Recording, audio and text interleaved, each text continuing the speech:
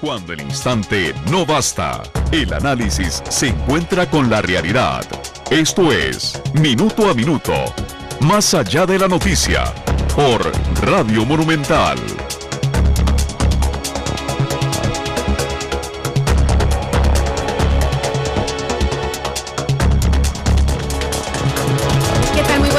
Son las 11 de la mañana con 34 minutos y tengo un sabor amargo en este momento, un sabor amargo en la boca porque como periodista nunca podemos guardar tal vez distancia de actos violentos en donde la vida de las personas finalmente está en peligro y desafortunadamente, tristemente el día de hoy Colombia ha sido víctima de un atentado terrorista en el que ya oficialmente se comunica la muerte de 5 personas y 19 personas heridas. Esto ocurrió en una concurrida avenida, la avenida Caracas, allá en Bogotá, Colombia, un atentado que ha sido por lo menos preliminarmente atribuido a las Fuerzas Armadas Revolucionarias, las FARC, y el periodista Michael Buitrago de la RCN desde Bogotá nos informa en vivo. Michael, muchísimas gracias por informarnos y sepa ante todo que el pueblo costarricense que ama la paz está con usted y por supuesto que se duele, siente dolor ante este terrible atentado terrorista. Buenas tardes.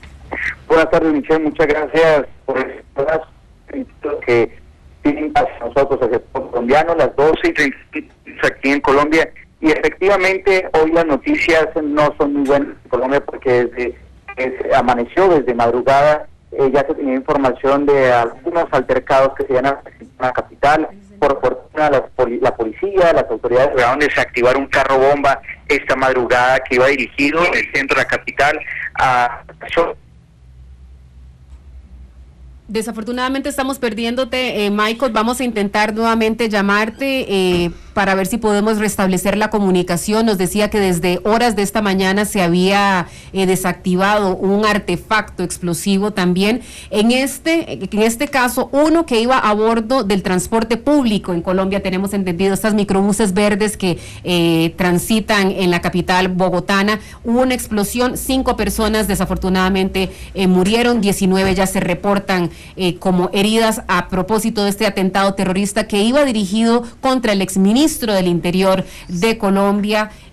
Precisamente vamos a tratar de ver si podemos restablecer y retomar la comunicación con Michael para que nos brinde un poco más de la información de lo que acontece en este momento. El general Luis Eduardo, más bien estamos hablando del exministro del Interior Fernando Londoño Hoyos, quien sería la persona hacia la que iba dirigida este atentado terrorista. Más adelante, por supuesto, vamos a retomar la comunicación con nuestro colega de RCN Radio, Michael Buitrago. Lamentablemente la comunicación telefónica se ha dificultado en este momento y por supuesto que aquí en Radio Monumental estaremos ampliando esta información. Le repetimos, un atentado terrorista a eso de las 11 de la mañana que precisamente se dio en la concurrida avenida Caracas, esto en la parte norte de la capital de Colombia, y hasta este momento el saldo mortal ya se eleva a 5 personas, un atentado que ha sido atribuido a las FARC, definitivamente un movimiento que no cesa en sus acciones violentas, así que estaremos por supuesto que trayéndoles la información en cuestión de minutos. Vamos a empezar con el tema de fondo, el que habíamos planteado originalmente para Minuto a Minuto, hacíamos este paréntesis internacional. Ahora sí, tenemos a Michael. Michael, buenas tardes nuevamente, por favor adelante, el reporte, lo esperamos. Buenas tardes, qué pena que se haya cortado la llamada. Sí, efectivamente, como les comentaba esta mañana, las autoridades lograron desactivar un carro bomba que iba dirigido a la Policía Metropolitana de Bogotá. Se tenía información de anoche, las autoridades decretan y dicen que esto fue obra de las FARC, las milicias urbanas que se encuentran en la capital colombiana. Durante la mañana se han presentado algunos altercados en las universidades públicas donde algunos estudiantes protestan y como lo han llamado una marcha patriótica en contra de la que ya arrancó con fuerza hoy el Tratado de Libre Comercio con los Estados Unidos, pero a eso de las 11 pasadas de la mañana lamentablemente se registra este atentado terrorista contra el exministro Fernando Londoño, quien recordemos fue ministro en el primer periodo de gobierno del expresidente Álvaro Uribe, ministro de Justicia y Interior. Sobre él existían varias amenazas de muerte, las llamadas, envío de cartas y mensajes en contra de él, porque pues bueno, él ha demostrado su mirada frente a algunos temas económicos, es del Partido Conservador, y él dirige una franja de noticias de las noticias en una radio reconocida aquí en la capital que se llama Radio Super, y él salía con sus bloques de seguridad, de carro de blindado, categoría 5, unas categorías altas de blindaje, en todas las 74 Caracas, que es un sitio muy concurrido, universitario y empresarial de la capital. Fue cuando, al parecer, en 2 motos iban los que serían los responsables de este atentado terrorista, y hicieron vehículos mientras el semáforo estaba en rojo, un artefacto. Inmediatamente salieron.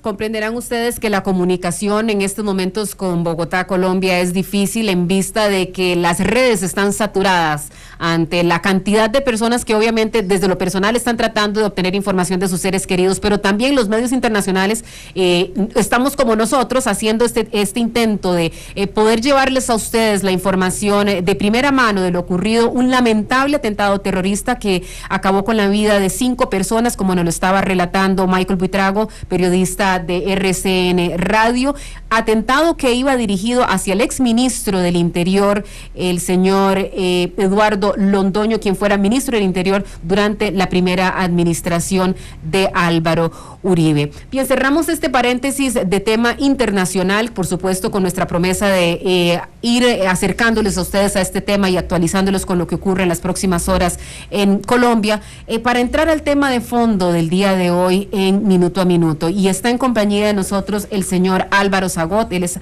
abogado ambientalista, quien ha estado, por supuesto, al frente de la discusión y particularmente del caso del tema Cruzitas. Uno que esperamos en cualquier momento, no sabemos cuándo, en cualquier momento, una resolución de la Sala Constitucional que podría darse en 2 escenarios, o bueno, 3 escenarios, no sabemos, la verdad es que no sabemos en dónde está en este momento la Sala Constitucional. Por un lado, podría reafirmar lo dicho por el Tribunal Contencioso Administrativo, que canceló la concesión para la empresa Industrias Infinito para la extracción aurífera en Cutris de San Carlos, y que fue reafirmada también esa sentencia por la Sala Primera. La Sala Cuarta podría reafirmar esas 2 instancias o podría desecharlas.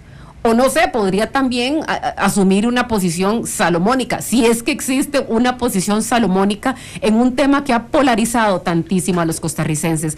Don Álvaro, desde su posición, ¿qué se podría esperar en este momento de la instancia constitucional? Buenas tardes, buenos días. Buenas, doña Michelle, y a toda la gente que nos está escuchando. En realidad, los escenarios, por lo menos lo que existe hoy en día, es perjudicial para Costa Rica. Una acción de inconstitucionalidad presentada por la empresa desde noviembre, y vamos a estas alturas ya de mayo que no se ha resuelto la admisión. Yo creo que lanza un mensaje internacional del cual se va a aprovechar, o se está aprovechando posiblemente la empresa, para llevar este asunto a un arbitraje internacional y decir: vean, en Costa Rica, Sala Constitucional nos resolvió una cosa, la Sala Primera, también toda la Corte Suprema de Justicia, nos resolvió en contrario, nos anuló todos los permisos. Eso a nivel internacional en un arbitraje podría ser utilizado para decir que en Costa Rica hay incerteza jurídica y que se les están violando a ellos los derechos, y reclamar por tanto una indemnización millonaria a nosotros, cuando en realidad todos los permisos son absolutamente nulos. Eso asumiendo que la Sala Cuarta eche marcha atrás. Solamente, doña Michelle, solamente el hecho de que no haya resuelto desde noviembre para acá. Lo que puede Pero pasar, ya hay sentencia, finalmente, hay una sentencia que está en firme, la del contencioso, sí, y además reafirmada por la Sala Primera. Sí, pero también hay una resolución de Sala Constitucional anterior a esto, donde le daba prácticamente la razón en casi todos los aspectos que fueron conocidos, de que la empresa tiene razón y que constitucionalmente había posibilidad de emprender el proyecto.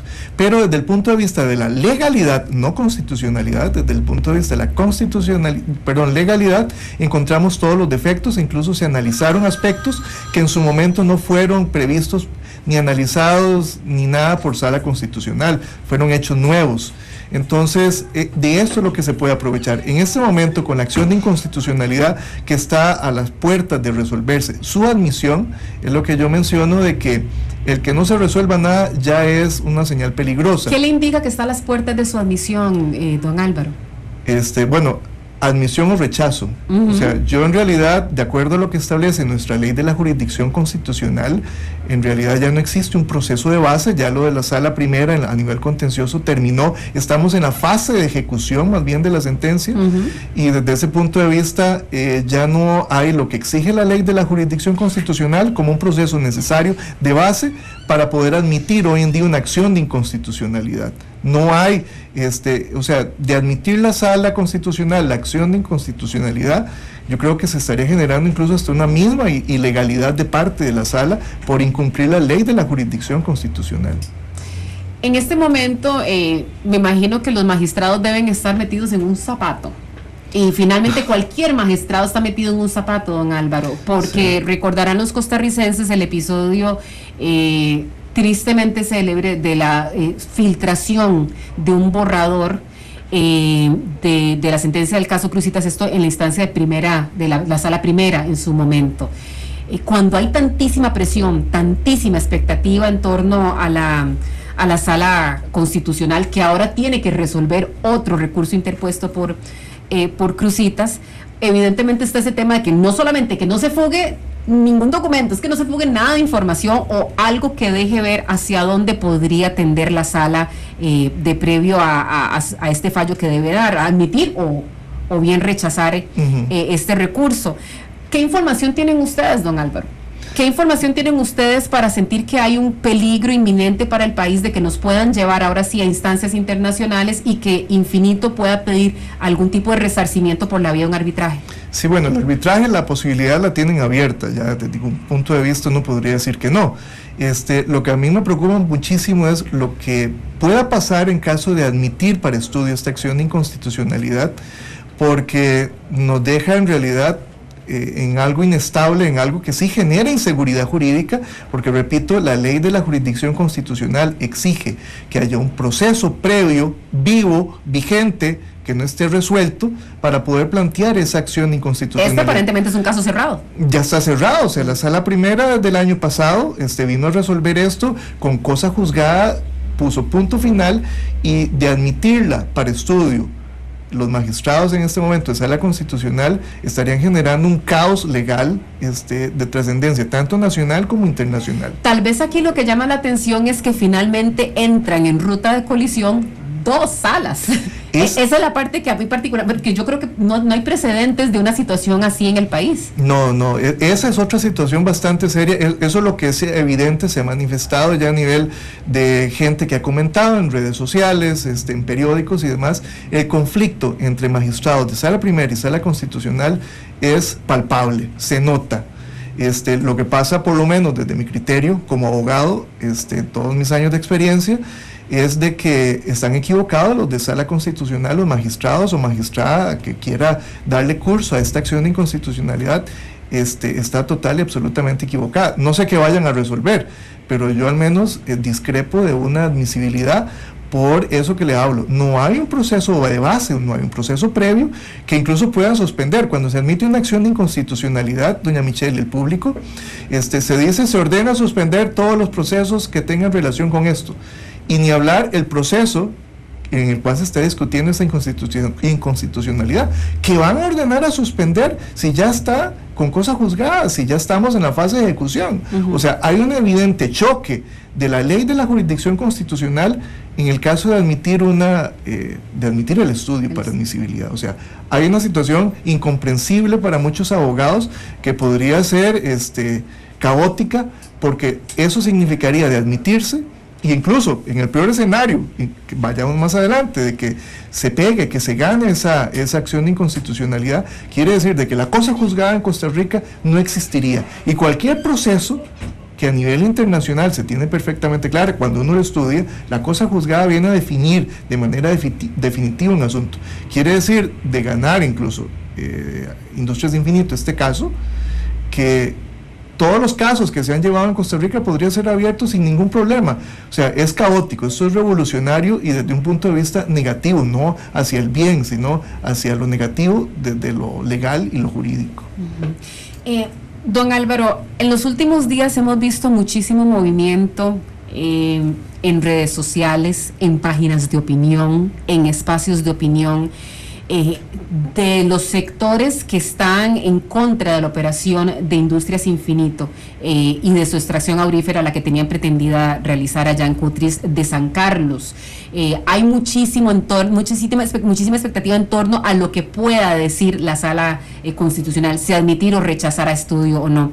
De alguna manera u otra, este movimiento es generar presión sobre la Sala Constitucional, y qué tanto efecto podría tener esa presión sobre lo que la Sala Cuarta diga, sabiendo que nuevamente esto es presión desde el punto de vista de opinión. No hemos visto movilizaciones como ya las ha habido en otros momentos en torno a el tema Cruzitas. De hecho, la semana pasada me enteré de que sí hubo una movilización ante la noticia de una posible votación que se iba a dar la semana pasada en Sala Constitucional. Sí, varias personas de varios sectores ambientalistas sobre todo acudieron afuera de la Sala Constitucional para reclamar y decirles a los magistrados y magistradas: aquí estamos, los estamos viendo, o sea, esto no nos van a pasar por encima a lo que el pueblo. Se han hecho caminatas, se han hecho marchas de Cutris a San José, viceversa, etcétera. Yo creo que la gente está deseosa de que esto se resuelva, los están observando, hay vigilancia permanente. Por eso digo que incluso podría generarse, dentro de las vías de hecho, podría generarse todo un caos por este conflicto que existe entre las dos salas y que lo mantiene en vilo la Sala Constitucional. Don Álvaro, mucho se ha dicho y mucho se ha hecho aquí en San José de quienes están en contra de la operación de Industrias Infinito, pero ¿qué explicación tienen organizaciones ambientalistas, un abogado como usted, que es un abogado ambientalista que ha estado en contra de la operación de Industrias Infinito, a las familias que están en Cutris de Cartago y que, en Cutris de San Carlos, perdone, y que perdieron esa oportunidad laboral? Aquí no estamos haciendo estimaciones del tema ambiental, pero que finalmente en la balanza estaba el tema de mi oportunidad de trabajo versus el efecto que esto podía tener en el medio ambiente. ¿Qué le dicen finalmente a esas familias que perdieron esa oportunidad laboral en una zona particularmente deprimida, en una zona particularmente pobre? Porque ahí ellos también entran en la ecuación de sostenibilidad. El tema es sostenibilidad social. ¿Qué le dicen a estas familias? Bueno, es que hay que partir del hecho de que casi que usted parte del hecho de que toda la gente que está en Cutris... No todas, no estoy hablando de todas, sí, las familias, por eso dije, las familias, no todas las familias. Sí, porque, por ejemplo, cuando yo fui en la audiencia del reconocimiento judicial que hubo en Sala Constitucional allá, o sea, había mucha gente, o sea, ciudadanos con carteles y demás que se manifestaban a favor de que el proyecto no siguiera adelante. Entonces eso no hay que perderlo de vista.